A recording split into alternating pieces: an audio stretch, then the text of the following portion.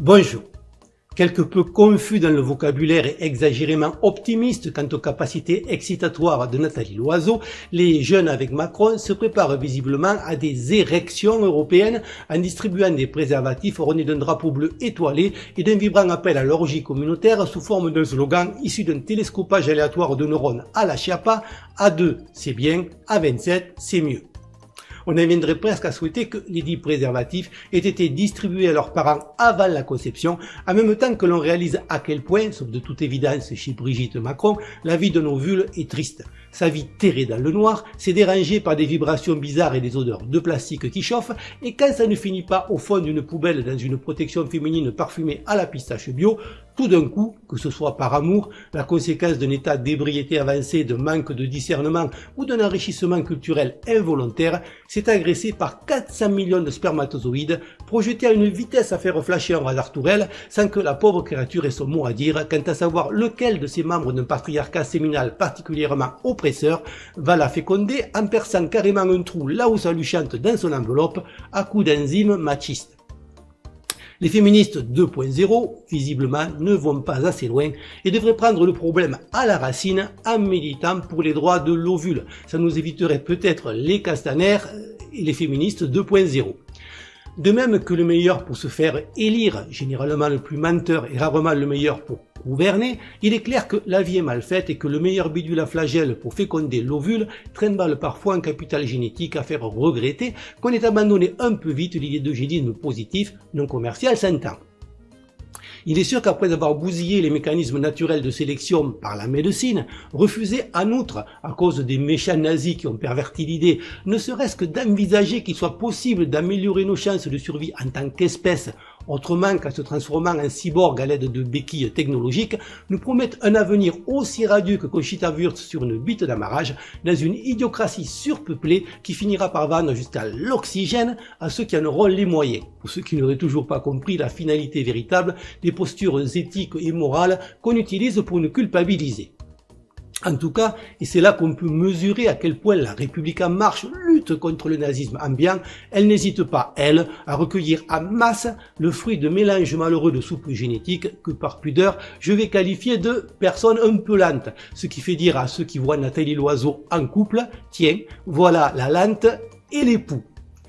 La compétition en conneries que se livre quotidiennement, d'un côté le dit volatile, champion du monde de l'aggravation d'accusations par une défense maladroite, voire d'extrême droite, quand elle n'est pas carrément homophobe, et de l'autre, notre ministre de l'Intérieur, des boîtes de nuit qui roulent autant des patins que des mécaniques, est particulièrement âpre, au point que, pour tenter de l'emporter, la première s'associe avec la tenante du titre, Marlène Schiappa, laquelle vient de lancer avec sa logique imparable habituelle que le RN, seul grand parti en France dirigé par une femme, est contre les femmes. Cette Dream Team, à défaut de diable, vient de faire un pacte avec le spectre de Simone Veil, panthéonisé pour des raisons qui m'échappent, et dont elles ont repris le nom avec pour objectif d'imposer l'avortement à Malte, ce qui visiblement est largement plus important que les problèmes triviaux qui sont à l'origine de la fièvre jaune que connaît le pays. En dépit de cette alliance, je suis quand même plutôt team Castaner car en matière de conneries, on est là face à un véritable mutant, une régression génétique qui pourrait faire avancer la recherche sur le fameux chaînon manquant. Il faudrait quand même que quelqu'un se dévoue pour lui expliquer que le petit truc rond sur les smartphones, ça sert à faire des vidéos et que du coup, la technique consistant à mentir en espérant que l'attention populaire sera distraite par autre chose avant qu'on ne découvre le poteau rose pour qu'en attendant le mal soit fait, ne marche plus et qu'à l'heure des réseaux sociaux, on se prend généralement un gigantesque backlash en pleine poire avant que la dernière syllabe mensongère n'ait été emportée par la brise printanière aux effluves de lacrymogène.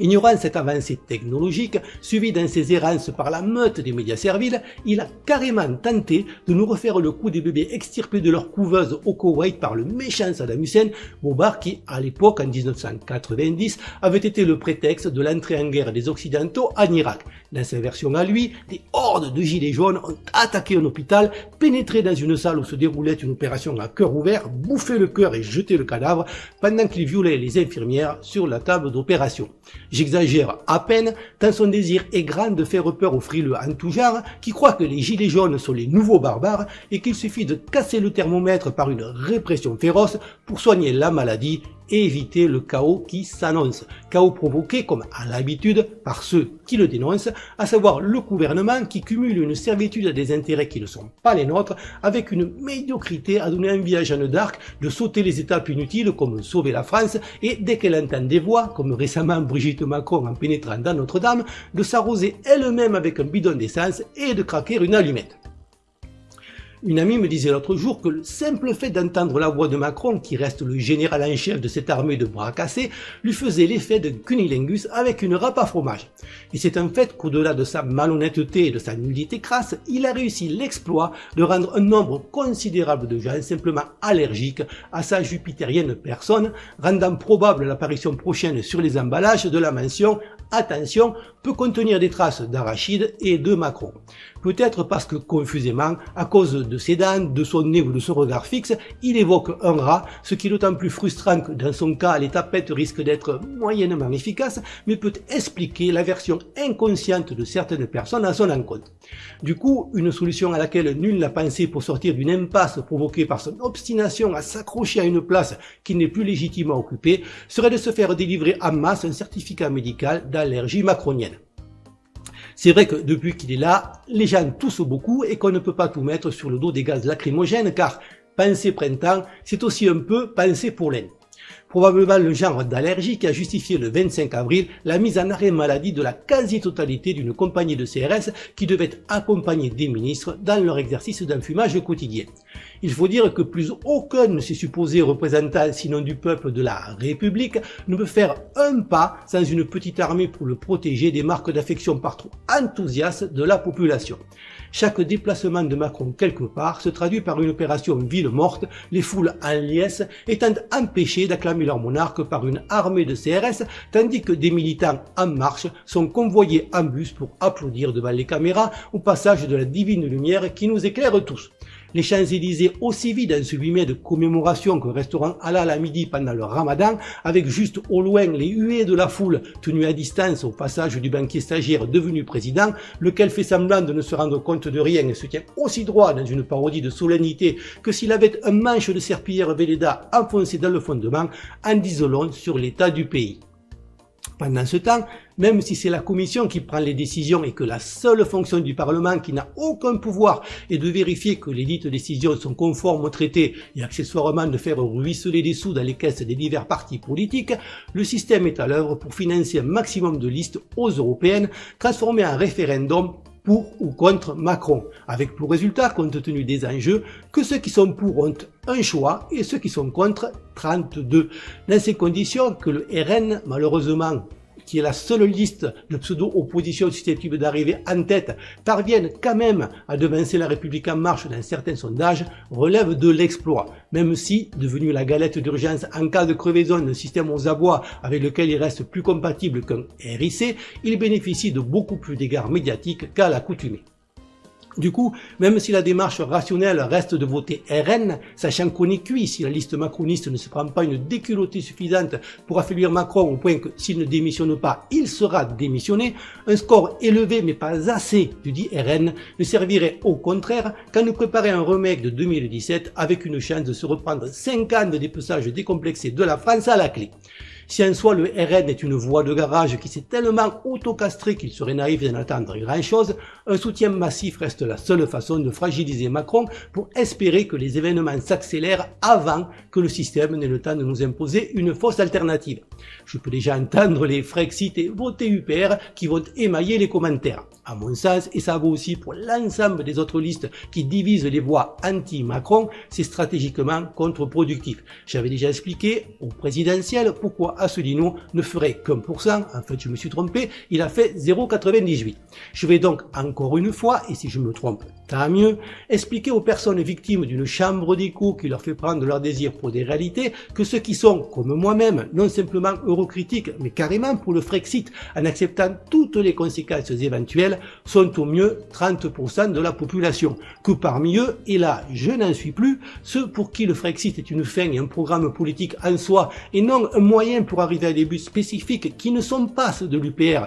lequel n'est pas contre l'immigration, le CRIF, l'islam, les valeurs de la République, la loi Guesso et autres foutages de gueule, sont encore beaucoup moins nombreux et que parmi eux, ceux qui ne sont pas emballés par le charisme transcendant d'Asselineau ou le fait que l'UPR ait sa propre loge maçonnique ou du nom de Fraternel Patriam Recuperare et qui, tant qu'à voter pour un énarque, préféreront Philippot ou resteront à la maison, sont légion.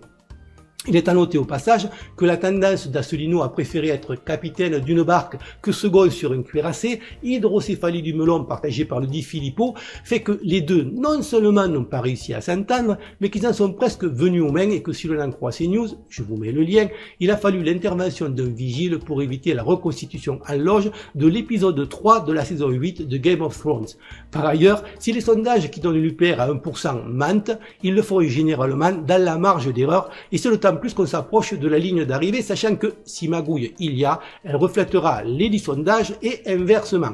Tout cela combiné fait que, avec en outre 33 listes en présence dont plusieurs gilets jaunes, et le bordel organisé qui règne au Royaume-Uni et que j'avais aussi prédit, si le dit UPR fait 1,5% dont 0,5 imputable à l'effet Chouard, il aura de la chance.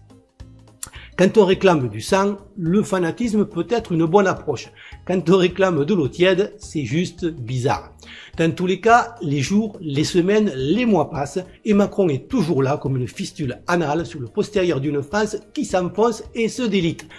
Comme d'habitude, je n'ai pas la prétention de détenir la vérité, juste, tant qu'on me laisse faire, de susciter la réflexion par un discours honnête, logique et argumenté, sans autocensure. Je ne filtre aucun commentaire et cette chaîne, par principe, n'est pas monétisée et ne fait pas appel aux dons. Si vous voulez me soutenir, faites-le en likant, commentant et pour les plus courageux en partageant mes vidéos afin de toucher un plus large public en espérant que ça puisse contribuer à faire avancer les choses. Merci encore à tous pour votre fidélité et vos encouragements et à bientôt, j'espère.